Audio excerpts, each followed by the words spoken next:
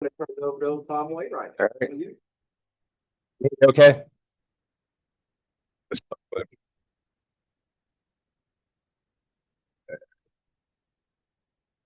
All right. My name is Tom Wayne. I'm the Vice President of Continental Battery Systems. Um, just to start out, and it's a supply chain course. I know some people here are supply chain students, some are not. But I'm going to just do a little, everyone here Slido. I'm new at this, so I'm an old man trying to learn technology. So I put a Slido in there just to kind of gauge to see what you guys' thoughts are. So there's a QR code.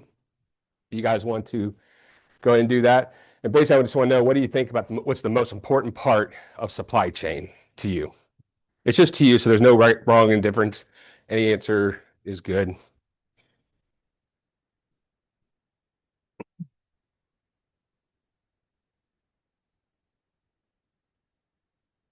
thank you.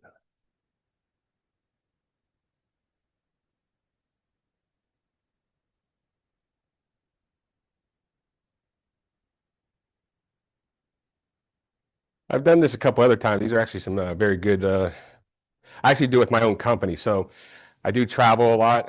Um, at one point, my last company before this, I worked for Lennox, where we had 30 distribution centers, 250 branches. We also partner up with a lot of different universities.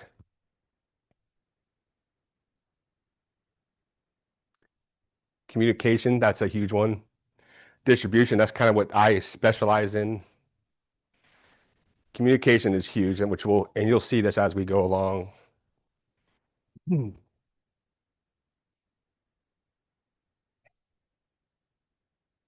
Okay. Well, perfect. So the one thing that we're here to talk about is leadership, and there's not one person who put leadership in here. So that's good. Leadership is probably one of the most important parts, because I'm going to be talking about things with relations to leadership. Leadership is about, there's a company that I partnered up with called Focus 3. The 3 stands for leadership, culture, and behavior. So I'm not going to steal my thunder in here, but if you don't have a culture that supports what you do, no matter what kind of systems you have or anything, you're not going to do anything, because without the people, you're not going to get anything done. And that's kind of one of the most important things, is leadership is about people.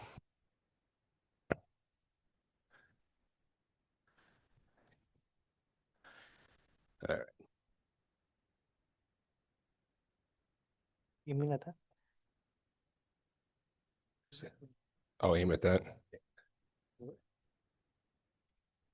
All right. I know I'm IT challenged sometimes, but I can do a clicker. So you set me up. All right. You just got to own it. So one of the things about when you make a mistake, own it. He did a great job of owning it. Really? Nah, you're fine. Let's see this. There we go. All right. Simple agenda. So first off, I'll just tell you a little bit about the company that I work for, is Continental Battery. Then we'll talk just a little bit about my career and kind of where I've been. Then let's get into what is leadership. Before we can talk about it, we need to understand it. E plus R equals O. So I'll explain more when we get to that part. And then why are you here? Leadership before the title. So with a lot of you being new grads, going to come out and be a director or a vice president right out of the gate. But that doesn't mean you can't be a leader. Uh, then I'll leave you some career advice, and then I'll open up for Q&A.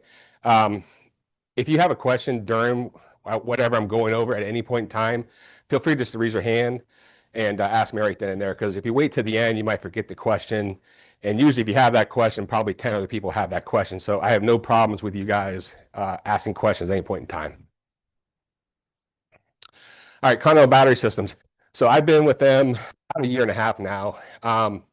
Never been in the battery business, so I've learned a couple of things about batteries, but my job as logistics is to get it there in one piece on time and what they need. So I am in charge of the distribution and transportation. I focus mainly on transportation or distribution, but a Continental battery, we do all types of batteries that you can possibly think of, and also the things that charge them. One of the best things you could possibly have in your car So everyone that has jumper cables, and jumper cables are great, but there's a little battery pack called it's not a GoPro, but man, I sell them and I don't even remember what the heck they're called. And I got one in my damn car. Um, but basically it's a self-charger that has two uh, prongs on it that you can actually charge your battery in like 3 seconds. And so my daughter is getting ready to get on the road. She's 16. I'll make sure that she has it. She gets, a battery out. She can pull off her side road, charge in 1 second. I just did it about a week ago. Someone was pulled on the side of the road. And unfortunately, in the world that we live in today, you're kind of skeptical trying to help someone out. It's pretty bad. But when I grew up, everyone helped everyone. Today, you gotta be careful. So I knew where I was. I knew kind of the area, and literally I pulled up. He asked me, "Hey, do you have jumper cables? I know I have something better." Plugged it in, hit the button, and within 5 minutes or 2 minutes, I was gone. But it's something like $80. It's a great investment to keep in your car. We do that. Other things that we do is when we sell a battery, someone's bought a battery, they actually give your battery back. They buy that battery back. Why that's important is on lead acid batteries, that is 99% recyclable, meaning that every battery in the battery in your car was a battery before. We take the plastic, acid, lead, everything on that battery gets recycled. Then I sell that back to the manufacturer. The manufacturer builds that battery, they sell it back to me, and then I sell it back to the customer, who then gives me a battery back, and it's a cycle of life. So lead acid batteries get a bad rep sometimes just because of the lead, but it's one of the most economical and best things that we could use. I am not a big fan of lithium.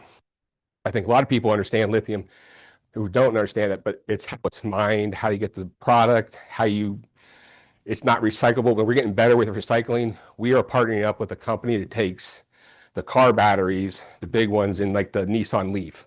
They can take 2 to 3 batteries now and make one good lithium battery. So we're not throwing all the batteries into some kind of landfill in another country. We're actually going to try to start recycling that. And the technology is growing faster and faster, and there's many different things going on. So there's probably things that I don't even know that people are doing. And then also the key applications. So Continental, the reason why it's been around for almost 100 years, it's 94 years. The reason why I joined in 2021, two major battery companies merged together. And then they bought around 28 different battery companies around the country to form the largest battery distributor in the US. Our rival is Interstate Batteries, which you've probably seen. My job, the reason why I came to Continental was I needed to bring all 28 companies together and get on one common platform.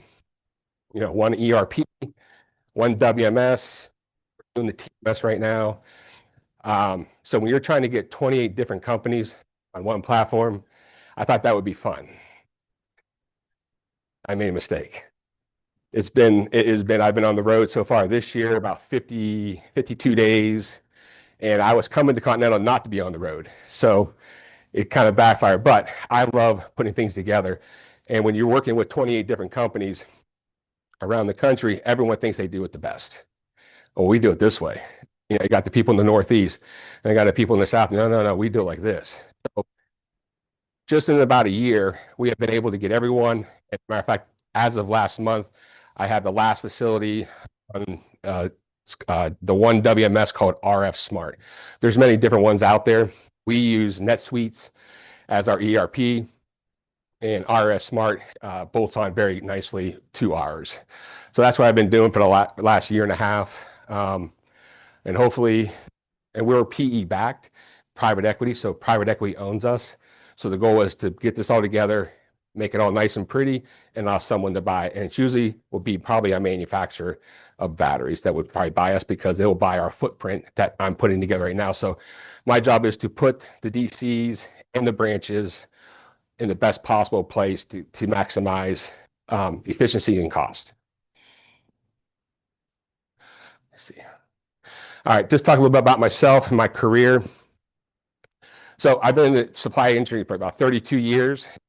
I started in the United States Marine Corps. I did go to school for a semester at Kent State. It didn't go well. There was a thing called a kegerator. And I spent way too much time with that. So about 6 months later, I'm like, I need to grow up, join the United States Marines and join the aviation supply group. Any type of US or any type of military, they are the best supply chain organization in the world. They can mobilize within 24 hours and be anywhere they need to be. So I learned a tremendous amount about supply chain, even though I didn't go to the Marines to be a supply chain guy. And then even when I got out of the Marines, I got recruited from International Paper where I became an operations supervisor. And even at that point in time, I didn't know if I was going to be in supply chain. I'm like, there's no money. I don't know anything about it besides, my gunnery sergeant said, hey, go move that stuff, get that stuff over there. So I still at that point in time didn't know what I really wanted to do. I spent 6 years at the International Paper, and then and I was in Charlotte, North Carolina. I wanted to get back home to Lennox or back to Columbus, Ohio, where I'm from.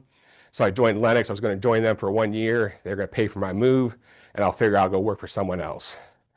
And then 21 years later, I had a phenomenal career. I had a great opportunity. I got married, finished my degrees. They paid for most of I think, yeah, they paid for my bachelor's. And then I also did graduate from the Ohio State University with my executive MBA from there. He doesn't like Ohio State, so it's all right. So working with that, one of the things you'll learn is sometimes that opportunity that you think might not lead to something. That opportunity was for me when I went to Lennox to become a DC supervisor. 21 years later, I'm with a company there. I was only going to spend a year. So sometimes that one opportunity that you have, especially early on in your career, this is what we're here to talk about, it might lead to a great career and a great path for you, eventually if you have a family and everything like that. So as you have opportunity to learn is you have an opportunity to show what you can do. So I came at sometimes it's to be at the right place at the right time. So when I was there, within 6 months, I got promoted to become the DC manager. Then a couple years later, became the area manager. And then we came up with a new title called regional. So basically in charge of the East Coast, I was our first senior manager of regional operations. And then I took over to become the director of North American operations for the last 6 years of my career there. And that's when, as I told you, I joined Continental Battery Systems. So leadership, drink water.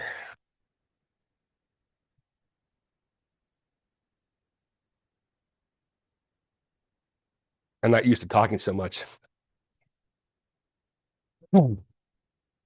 Okay. So what is leadership? Anyone want to take a stab at it? Come on now, I know you're not shy. Yeah,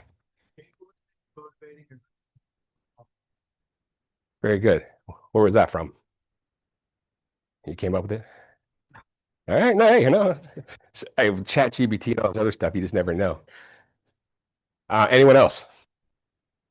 Good answer. Yes, sir.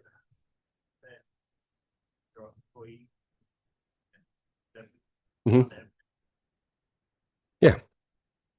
Yeah. So it's not a position or a title that's been given to you, but it's the influence, kind of what you were referring to, is how you influence and based on trust. Trust is huge. Um, Without trust, you have nothing in business, relationships, family, everything you do. And trust is earned. So when I started with Continental Battery System, I've been doing this stuff for a long time, but my new boss, I did my first project and he's riding me a lot. He's almost micromanaging me. I'm like, hey, I've been doing this a long time. He goes, yeah, but you haven't done it with me. And I'm like, well, what the hell does that mean? I was like, and then I kind of sat back and I did get a little irritated with him. I ain't gonna lie, because I'm very confident what I've done. And the things that I did at Lennox, I've done 15 times over. So that was one of the reasons why I came to Continental. And then kind of clicked in my head is, doesn't trust me yet. I haven't earned that yet. So I had to take a step back, suck up the ego that you have and say, okay, let me go ahead and get this done. So as I did the first DC and I did the second DC, and then we implemented the systems, we put in SOPs. This company was very green. It was basically a $1 billion startup company. these startups start small. This was a $1 billion startup company. So this was no small project to take on. And so if he didn't trust me, he was going to make sure that it was going to succeed because he's the chief supply chain officer and he speaks to the board directly. So back to this. So trust is a result of repeated experiences over time. So the more I've done stuff, the more he's kind of backed off me. I've earned that trust. I've earned that trust with him. I've earned that trust with my colleagues. I've earned that trust with the team that I lead. My team that I lead has to earn trust through me. They got to get it through their people. So leadership to me is some of the biggest accomplishments is not what I've been able to accomplish from a ROI, EBITDA, any type of financial metric, even productivity metric is leadership is someone who brings people along with them. They develop other leaders. They make those people better.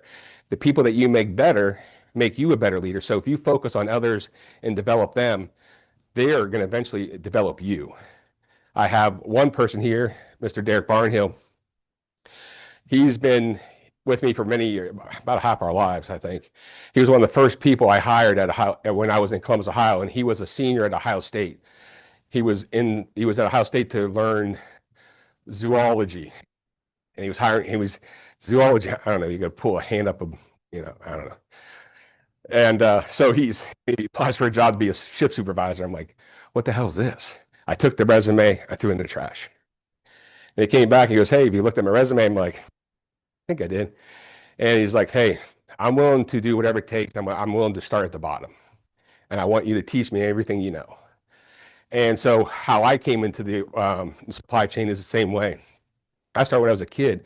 And the first thing I did was sweep floors. So I didn't come from a lot. We didn't have a lot growing up. So I swept floors, but I wanted to make sure I swept that floor the best I've ever seen.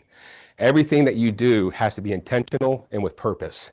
And you have to relentlessly execute at all times. You can't take the foot off the gas. And so that hit a big spot with me. So I gave him the chance.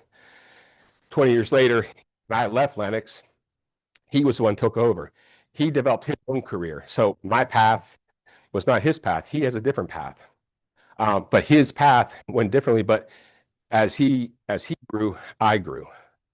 But I was never trying to get to there. But along with him, as we partnered up and we created other people. So you get that Bill Parcells. For people who know, Bill Parcells is one of the best coaches out there, and they call it the Bill Parcells coaching tree. If you looked at how many people he has influenced over the years, it's impressive. That's the exact same thing that I was trying to emulate, is how can I build that tree of leaders?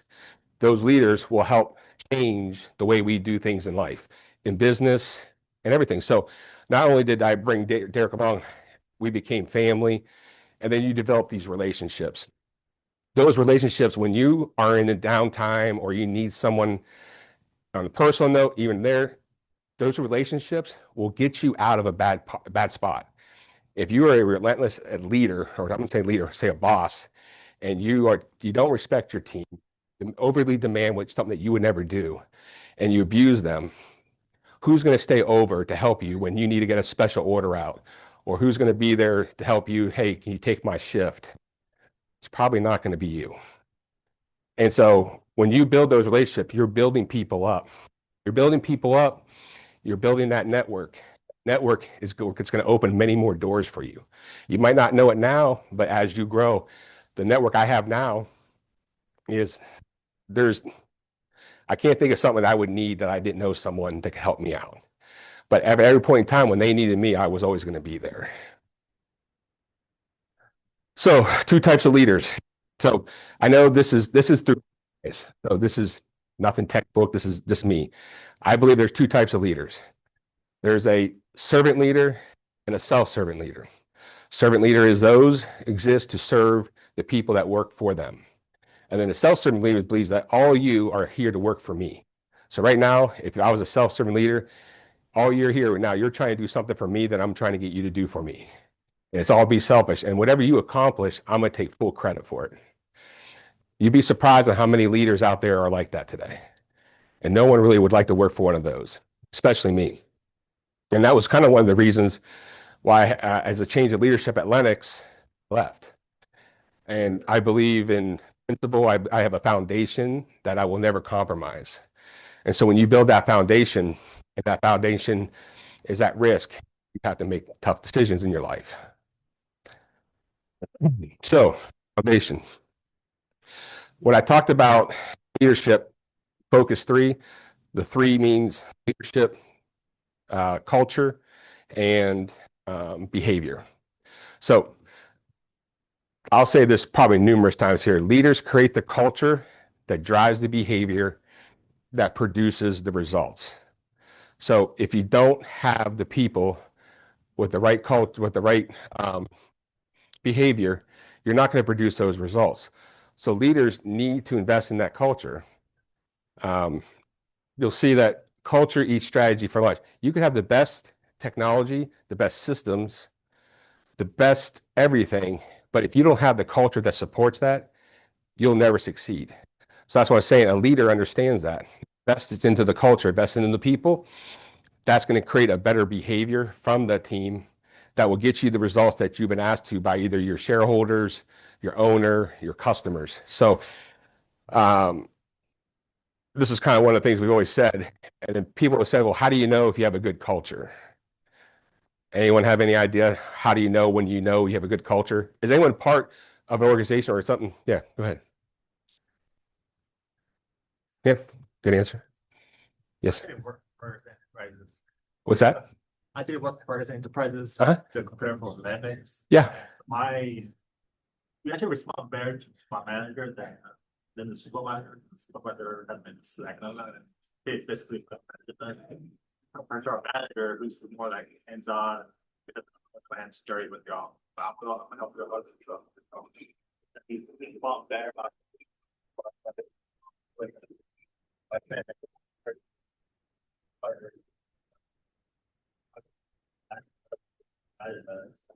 We're like, we're not gonna take thing. We're not that late manager, be like better.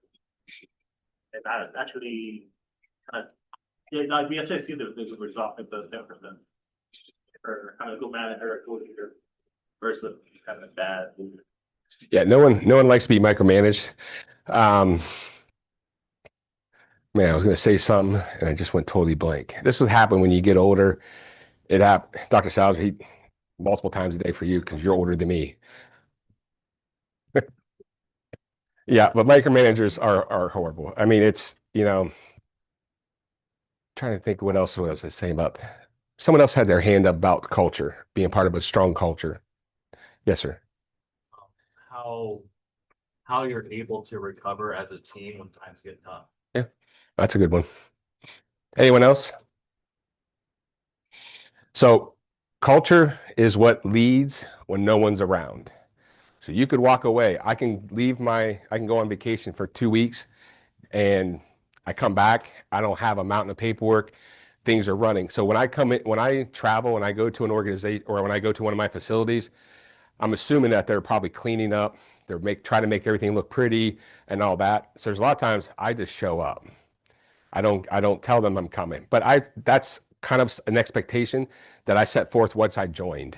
Like, hey, I say this, I'm going to show up sometimes. I'm going to give you the benefit of the doubt. I'm going to let you know I'm coming. There's sometimes I'm not going to let you know. Just want you to be upfront with that because it should run no matter if I'm there, you're there, whoever. If you have the culture that supports it, it will run well. If you don't, you'll see fractions and splinters in that. So now some people think that it might be disrespectful for me not to tell them I'm coming. Probably 90% of the time I tell them I'm coming. Maybe sometimes I don't give them enough time to clean up. I might say, hey, tomorrow I'm going to shoot up to Indianapolis to see you and do that. So this right here, this is a part of when I said focus three, I want to make sure that I give credit to focus three. Focus three is still around there. There's a gentleman by the name of Tim Kite. He started focus three.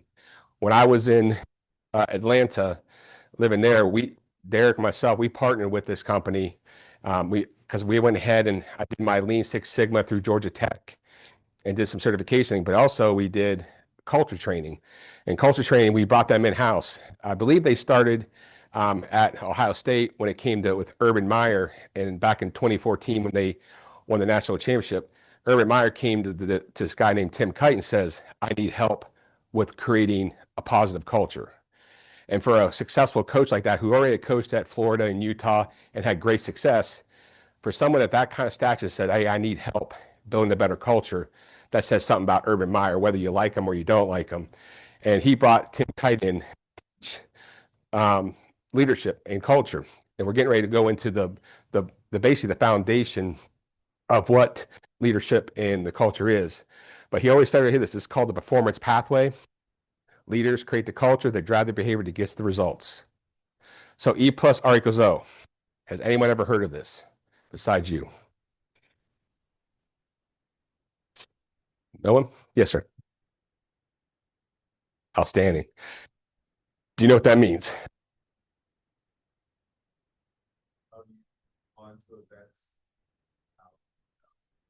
So one thing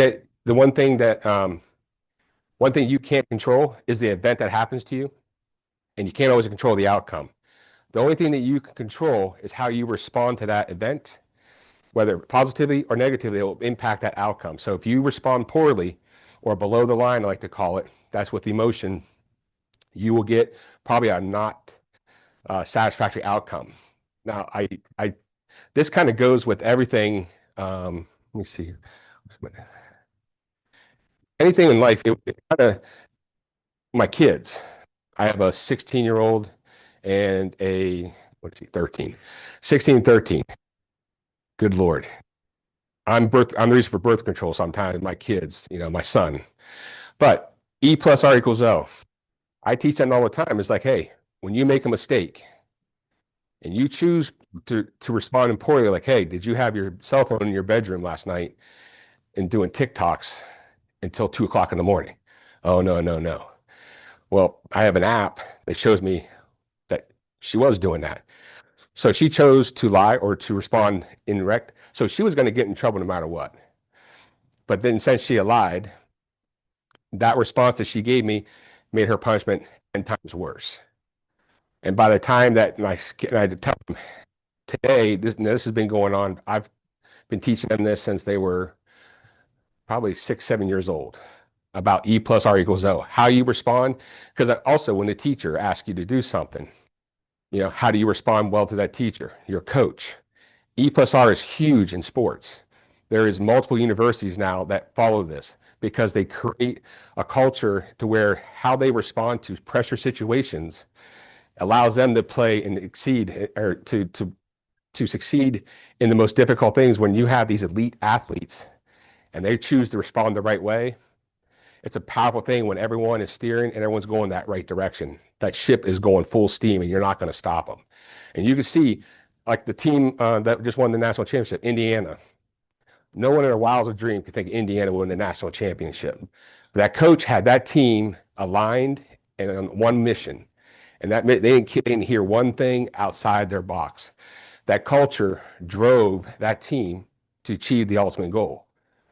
They didn't have tremendous superstars. They got their quarterback, but probably there's not too many people in here can tell me 2 people on Indiana.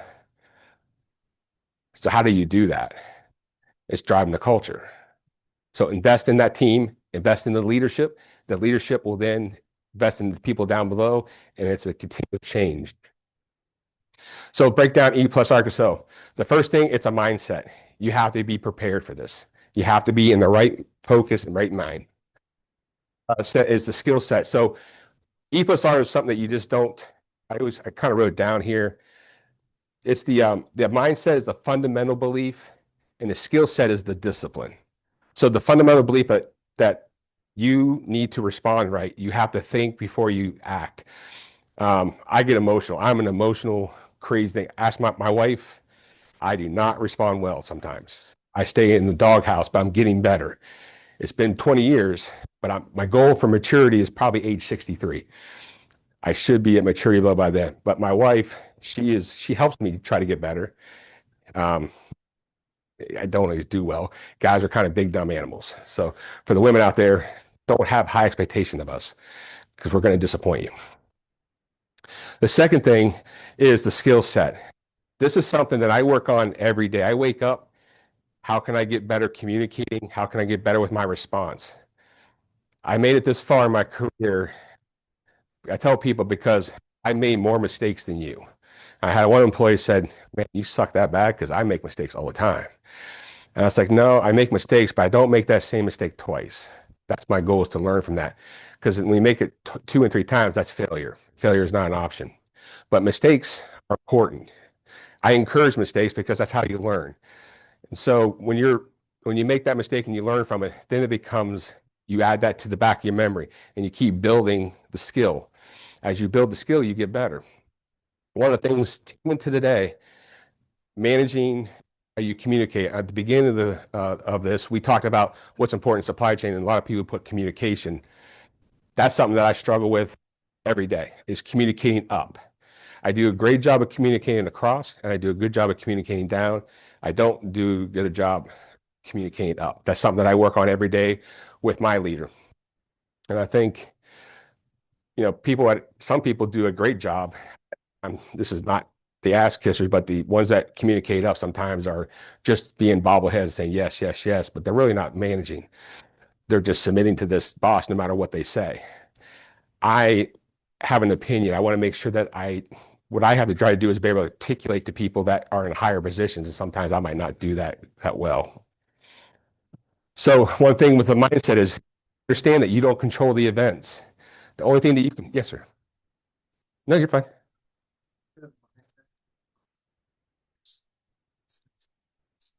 The discipline, the discipline to respond in a better way. So having that discipline, not to like get emotional, and kind of check yourself before you do respond.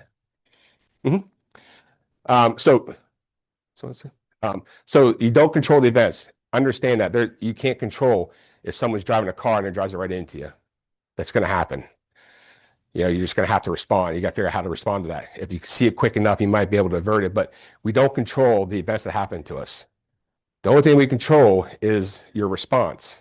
And believe it or not, every response is a choice that you make. You choose, no one chooses for you. Every choice you make, you do it. You own it. So when you make that choice, you also earn the outcome. So it's your outcome. You chose how to respond that way, and that's how that outcome happened. It doesn't mean you always control the outcome, but you can help control and steer that outcome the right way. And then E plus R equals, I always say, it's just the way of life. Every part of your life, E plus R can play a valuable part in it. So how do you manage it? Learn to control your response. And I'm going to speed up because I want to try to get through some of this stuff. Choose your response. Get skillful. And then be responsible for your outcomes. Do not be someone that makes a decision. It's almost like being a self-servant leader and then points the finger when something doesn't go well. When you have the courage to make that decision, make that response, have the courage also to stand up to it and own it if it didn't go well.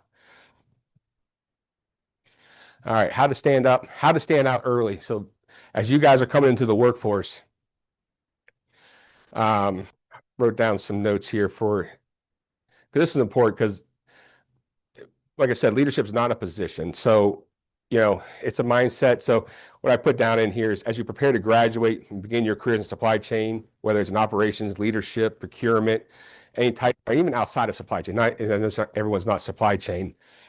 There's one important truth that I want you to remember. Your career path, your career growth will not be determined by your first title. It'll be determined by your habit first. So remember, whatever you start at, it's not going to determine who you are and where you're going to be. I swept floors at a tool and die plant. That did not determine where I was going to end up or where I was going to go. Oops. And I'm one of these guys too. Many students believe leadership begins when they become a supervisor, manager, and director. So when I got that first job out of the Marines, I became a supervisor. I thought I was a leader, and that was the furthest from the truth. I was not. I had to learn. I learned a lot of hard lessons. I was kind of going over this. So leadership begins long before the promotion. It begins when you show up, when you start to solve problems, when people start to trust you.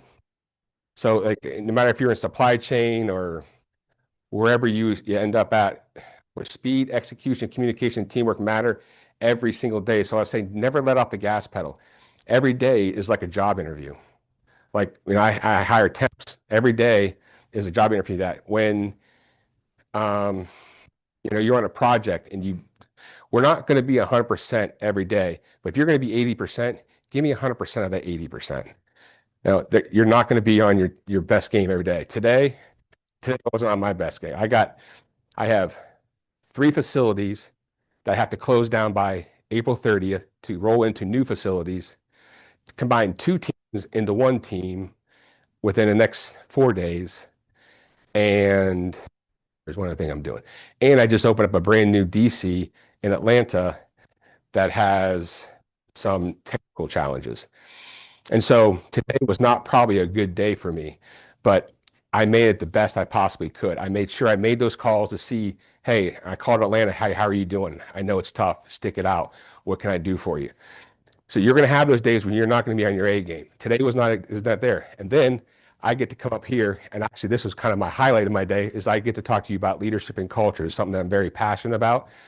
And so I looked forward to this. You guys actually got me through my day today. None of you knew that waking up today that you're going to help me, but you did. So when you're in leaders, so you're not going to always be the best at your game, but you got to give 100% of that day, no matter how painful it is, how tired you are, if you're sick, you have to work through that. Okay. Why this matters. So some of the early decisions you make in your career could have long-term effects. That creates opportunities like mine. Some of the early decisions I made to make a chance to go to a new city for a job that I really didn't want. Sometimes that could be an opportunity that you never knew you were going to have. So don't be afraid to take a chance. I think it was you, Ruben. You're getting ready to graduate. He doesn't want to go in supply chain right away. He wants to take a break. His brain's dead. He's just spent 3 years.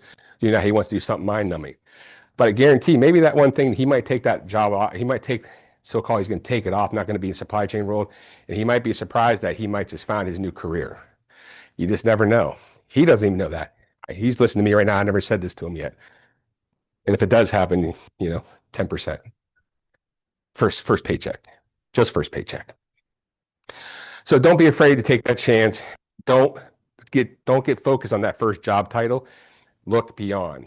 Have the vision and have the trust in yourself and have the confidence that you can do this, because we all been there. We're kind of joking before, is like, if myself and Derek Barnhill can be at the positions that we're at, you guys are all CEOs, because there's no one who thought, like my guidance counselor thought I was going to be in jail or I was going to be a lawyer, but I think he thought jail big time. I was a class clown going down a bad path. A lot of people don't know about me. I hung around, like, I'm not gonna say it's a gang, but my father passed away when I was 11. I had to find, male role models. I was going down a bad path. Marine Corps got me going the right path, kind of gave me a purpose and like, hey, wake up. And my mom was a single mom. I made sure that I was tough on her because I played sports growing up. I played football, basketball, and baseball. And she was never at my games. I got upset. But she was doing what she was supposed. She was leading, and she was taking care of us, making sure we had that opportunity. And so when I got out of the Marines, I made sure I thanked my mom about 5,000 times because of the sacrifices that she made. You will be making these sacrifices for yourself and for your families to come. Everyone's going to have a different path. Don't be afraid to go down that path. Stand out early, create visibility, trust, career. So if you create the visibility when you're out there and you earn the trust of the people that you get that first job with, you're going to create more opportunities and help your career go. Like my path, I was at the right time, the right place. I had 3 promotions within the first 3 years. And then I didn't get promoted for the next 10 years. But that 10 years, I had a lot of different opportunities within inside that job. So just because I didn't get promoted didn't mean I wasn't growing and improving. I was building trust into the bigger problem. I don't know what that was going to be, but the ultimate goal was one day to be that director of North America and to lead the entire organization when it came to distribution of a $2 billion company. That was a goal of mine. My boss early on said I would not get there. He looked at me, I was at a Hilton Garden Inn, he told me I would never be a director in his company. And so when he was actually done to hire me, I reminded him of that 6 years later. So when people tell you you can't do something, if that doesn't light a fire underneath you, I don't know nothing what will. So leadership before the title. We talked about this earlier. Leadership is an influence. It's not a position. I can't stress that enough, especially being young. You have opportunities. You're going to have the ability to show who you are and what you are. Take advantage of that. Be a contributor, and don't wait to be asked to lead. You don't, like I said, you don't have to wait to say, take that initiative on that project. They put you on the project team. They put you there for a reason. So if I had an intern, and the intern's just trying to get the credit just because they just want to get it done, they want to be part of it, fine, they'll get credit and do that. But we've hired interns. When that intern shows that initiative, that they're trying to not only learn about the project that I gave them, because the project I gave them, I'm not worried about that one, to be honest with you. It's kind of a test. I want to see how they approach it. I want to see what they do. And there's a lot of times when we do that project, it's an important project, but I'm looking for people to bring into the organization. I don't get that many opportunities to bring people in the organization. I don't get to bring in every intern. There's a lot of times I wish I could. But I am looking for people that are going to help me get better and our company better. I'm much older now. I'm still looking to learn. I love learning. If you stop learning, you stop living. So always continue to push yourself no matter where you're at in your career. Interns, what you guys bring, you bring a youthful, different kind of mindset. I don't understand. I can't believe I'm saying, I feel like I'm my parent. I never said I was sitting you guys and I was never saying I'd ever do that. But we learn from each other. You bring a different skill set that I don't have, or a different way of looking at life. I don't have that. I have what I've grown up with. We are who we are because of what we've faced and the trials and tribulations. We all have different paths. There's things going on in your life. I have a goal because sometimes, you might be having a bad day right now. I don't know that, but I'm going to try to make them smile. So my goal is to make 15 people smile a day. And my wife thinks I'm nuts. Like, I'll be driving down the road, I'll wave at people. And she's like, they think you're crazy. I said, but sometimes they'll just start laugh. They'll smile. That one person that you made smile might get them through that day, as you guys are getting me through this day. So to get me through my day, my hard day, is where I get a smile or responses of people listening to what I'm having to say. You never know what people are going through, so try to always keep that in mind when you're responding to people. And the future leaders create the clarity and accountability in the results. So clarity, accountability is big.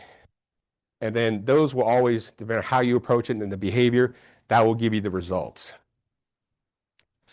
Build operational credibility. I'm going to put all these up here. So understand the whole process, not just what you're working on.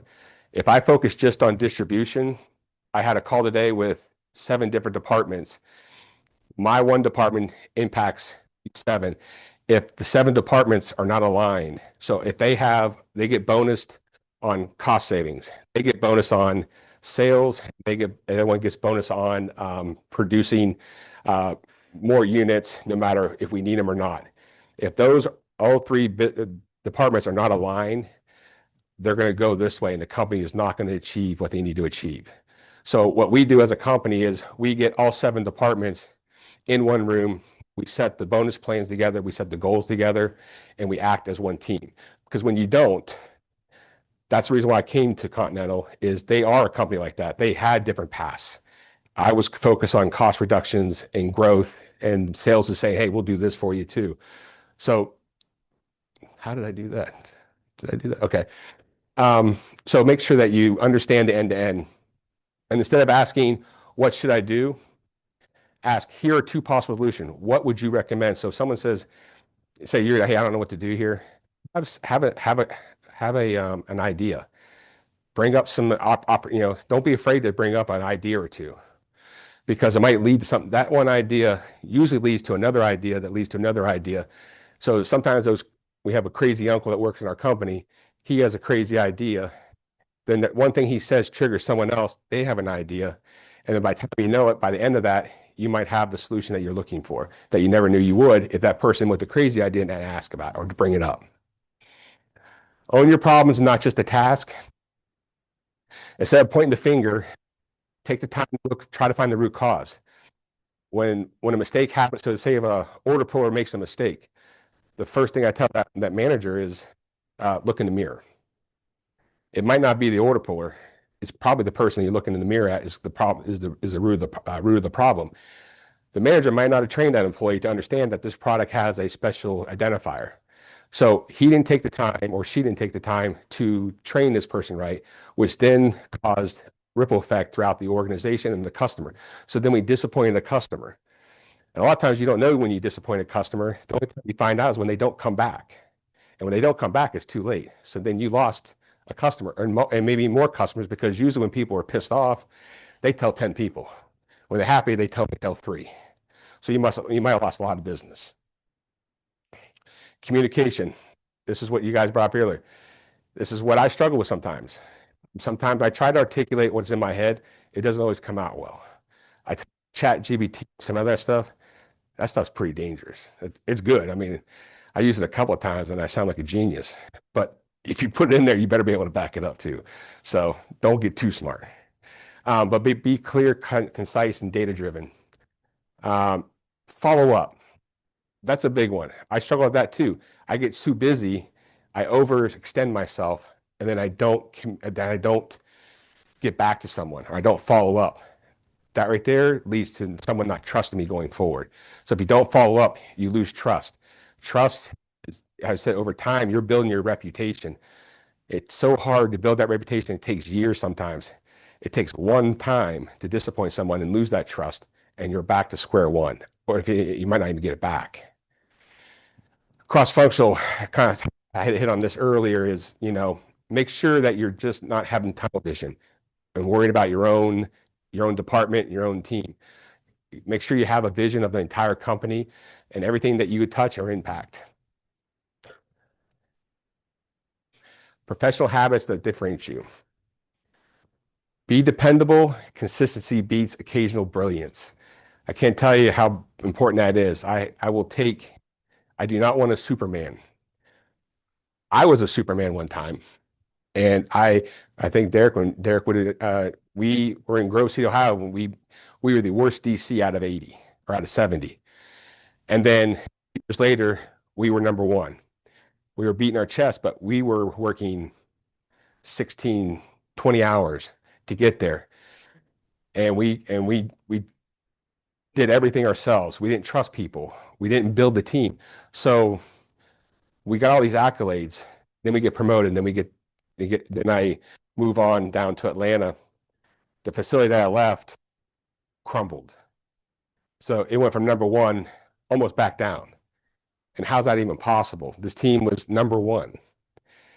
The failure was me. I failed. I had all these accolades. I had all these slap on the back. I had my president my vice president, GM, tell me how great everything I did.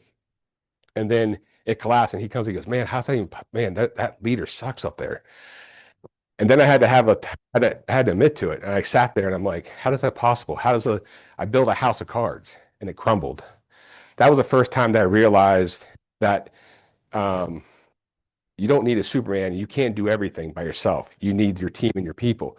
And so I had to admit to him and say, hey, the reason why that thing failed, which I thought he was going to fire me, but I had to come clean. It's like, they failed because I didn't prepare them right. I failed them, and I failed you, sir. And one thing I can tell you is, as I moved on to that new project, I won't fail again at that. I will never do that again. And that was a light switch that told me, make sure that I did create leaders as I was going on, make sure I helped develop. First person I asked is Derek to come down.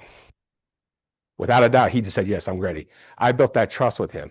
And from then on, we built the supply chain organization into what Lennox is today, which is we have hundreds of leaders inside the distribution model. They are a phenomenal group. I still talk to them today. I still mentor 10 of them. Just because I left the company doesn't mean that I left them. I love them like my family. So they're a part of me as I'm a part of them. So when you leave, you don't leave relationships. You never know when you're going to cross paths again. Derek is here today to support me. He's also someone who I care deeply about, wanting to make sure that he excels in his career. You'll be there and you'll find these relationships. They're irreplaceable. So make sure you take the time to build relationships. Another thing I want to seek feedback and then make sure you act on it. Don't just ask for it and do nothing. How much telling you here? We're done here. Examples here. Stand out early. One of the big things I see is making sure you speak up, but also helping someone. When I see someone taking the time to help someone out when they're struggling, that shows character. And I kind of look, those are some of the things I look for when I'm walking around a facility. Common mistakes to avoid. Don't wait for permission. And this one is a pet peeve. Don't come across trying too hard and try to be the smartest person in the room. I can't tell you how annoying that is when someone has all the answers, supposedly. If you have all the answers, then why aren't you up here and doing it? So I see people trying so hard, and there's some people that they don't have the intention to be that, but trying to be the smartest person doesn't make you the smartest person. Final takeaway. Ask what will make you remember, what someone will remember your name in the workplace. It's definitely not going to be your title. My GPA, I barely graduated high school. I think I know 2.3. I didn't care about high school. I cared about sports and my girlfriend. But that was it. I didn't care. I wasn't implying myself. But when I got my associates, my bachelor's, and my EMBA, I had a 4.0. I only got one B through all three degrees. That B was my first class. It was this class that says how to prepare for college, how to study for college was the first class in my, I got a B. I don't study like everyone else. I have a photographic memory, so I don't have to study a lot. When I write papers, I just write them in a couple hours, in which, it's just it's just a gift sometimes. Sometimes it's a curse. I mean, you have a photographic memory, think you jumble up in your head, and then like sometimes I might just go space out. I'm like, oh God, I have all this memory in my head, but I don't remember what to say. So I still have to prepare. Career advice. So, uh, there's no single correct path or timeline. Each person must navigate their own journey and grow at their own place. I've said that a couple of times. Find your path. Make sure you continue to grow. Master your role, then learn other roles. We talked about going cross-functional. Don't get tunnel vision. Systems drive results, not heroes. Don't be a hero like I was and failed miserably. Growth comes from discomfort. It's uncomfortable. I used to hate public speaking. I was the shyest kid ever. I couldn't get in front of three people and not stutter. I had a stuttering problem when I was growing up. You got to face those fears. Leadership is uncomfortable sometimes. Some people are not comfortable giving direction. So don't be afraid to be uncomfortable. Seek mentors. I've been blessed to have tens and tens of mentors. I still talk to my mentors today. I call one of them dad. And basically he is like my dad. He's 82 years old. Mentors are phenomenal. Go seek mentors. There's a lot of people out there that are willing to help you out. And then return that favor and pay it forward. Be a mentor to someone else. Help someone else come up with the stuff that you faced, help them out as well. Invest in yourself. I talk about continuous learning. Talked about leadership being a behavior, not a title. And bring your A game every day as much as you can. If you have your B game, be 100% at that B game. But bring yourself every day. Kind of wrote down some things here. I want to make sure that I did this. I want to leave you guys with this. Your GPA may get you the interview. Your resume may get you. I read this all right 6 months ago, and I knew I was going to do this here, and I kind of wrote this down. I couldn't say it any better, so I wrote it down. It said your GPA may get you the interview. Your resume may get you in the door, but your habits determine your career. Leadership starts with the moment you decide to take ownership, not when HR changes your title.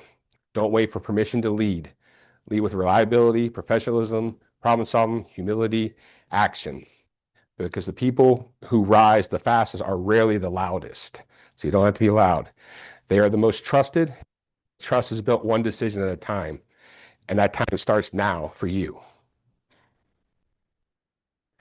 Any questions?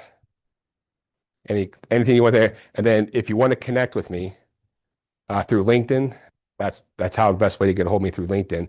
But if there's any questions, if I could be a sounding board for you, there's a lot of you in here, reach out. I'll make myself available to you. I've had the greatest opportunity to join Dr. Sauer's team as an advisory board member. I truly love being a part of that team. I want to be, I want to help give back to the university. Even though I didn't graduate from UNT, I bleed green. One day I'm going to earn the green shoes. He doesn't give many people these green shoes. This is part of it. I'm working hard here. This is just a small step, but one day I'm going to earn those green shoes. But I am part of the Mean Green family. I enjoy it. I have a passion for it. And so if I could be of any assistance to you to help you in your career or anything, please reach out to me, okay? Does anyone have any questions? Yes, sir.